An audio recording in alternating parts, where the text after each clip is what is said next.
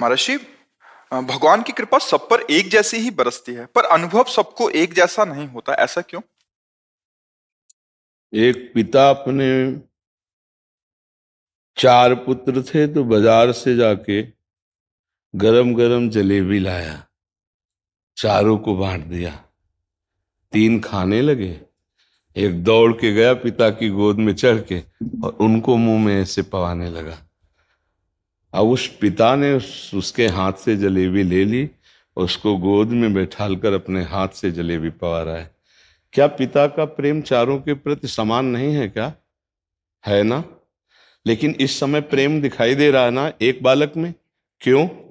क्योंकि पिता के द्वारा दी हुई वस्तु पिता को ही समर्पित करने की भावना आई, तो वो पिता का लाडला बन गया। तो दियम वस्तु गोविंदम तुभ्यमेव समर्पये। जो भगवान के द्वारा संपूर्ण वैभव, शरीर, प्राण, मन, बुद्धि जो मिला है, वो भगवान को अर्पित करके अपने कर्तव्य का पालन करते हुए भगवान की सेवा की भावना से रत है, वो भगवान का विशेष कृपा पात्र होगा। एक बात भगवान में है, समोहम सर्वभूतेषु, मैं समान रूप से सब भूतों में विराजमान हूं। एक बात भगवान में है, सब मम प्रिय सब मम उपजाए। और एक बात भगवान में है, ये यथा माम प्रपद्यन्ते तास तथैव भजाम्य हम। अगर भगवान को आप दुश्मन भाव से भजो तो भगवान आपको दुश्मन के रूप में दिखाई देंगे। भगवान को आप काम भाव से भजो तो कामिनी के रूप में दिखाई देंगे। भगवान को आप प्रेम भाव से भजो तो भगवान आपको प्रीतम रूप से दिखाई देंगे।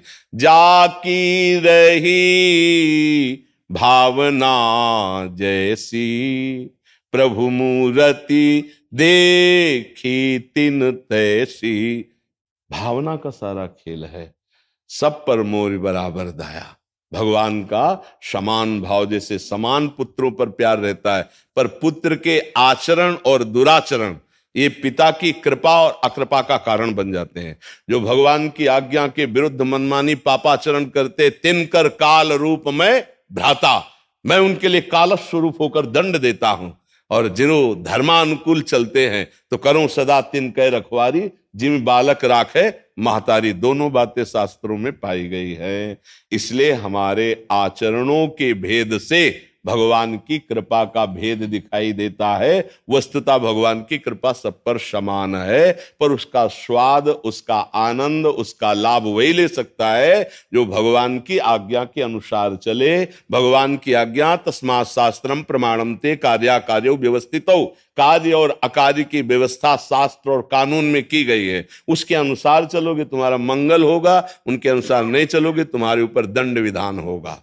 जैसे हमारी भारतीय जो सुरक्षा व्यवस्थाएं हैं, आप ठीक से चलो तो आपकी वही सुरक्षा करेंगे, तो आप कानून के विरुद्ध चलो तो डंडा मार के वही आपको बंद कर देंगे ना।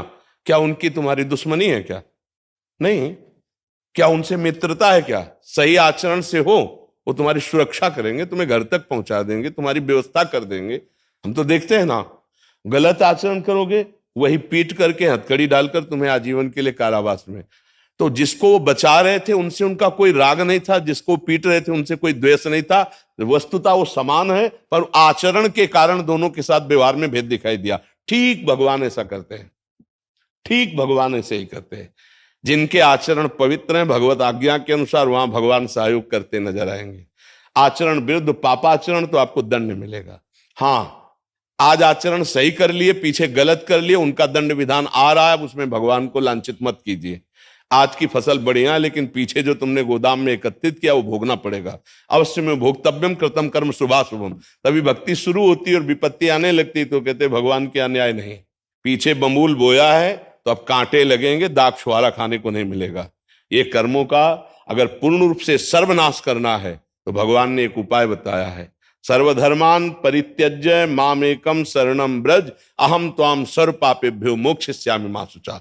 मैं तुम्हें समस्त पापों से मुक्त करके पवित्र कर दूंगा, मेरी शरण में आ जाओ, मेरी आज्ञा के अनुसार चलो। इसलिए कृपा का भेद दिखाई देता है। वस्तुतः कृपा अभेद है, सबके ऊपर है, पर जैसा जो आचरण करता है वैसा उसको कृपा का स्वरूप अनुभव में आता है। भगवान कृपा ही करते हैं, जो भगवान से दुश्मनी करते हैं भगवान दुश्मन रूप में दिखाई देते हैं, पर उन पर कृपा करते हैं। जो बड़े बड़े ऋषि मुनियों को तपस्या से पद प्राप्त होना दुर्लभ होता है, वो भगवान उनको मार के परम पद दिए। देख लो, लीला चरित्रों में पढ़ के देख लो, उनकी कृपा समान है, पर आप जैसा भाव करेंगे वैसे ही कृपा का रूप अनुभव में आएगा। किसका प्रश्न था? आपको समझ में आया?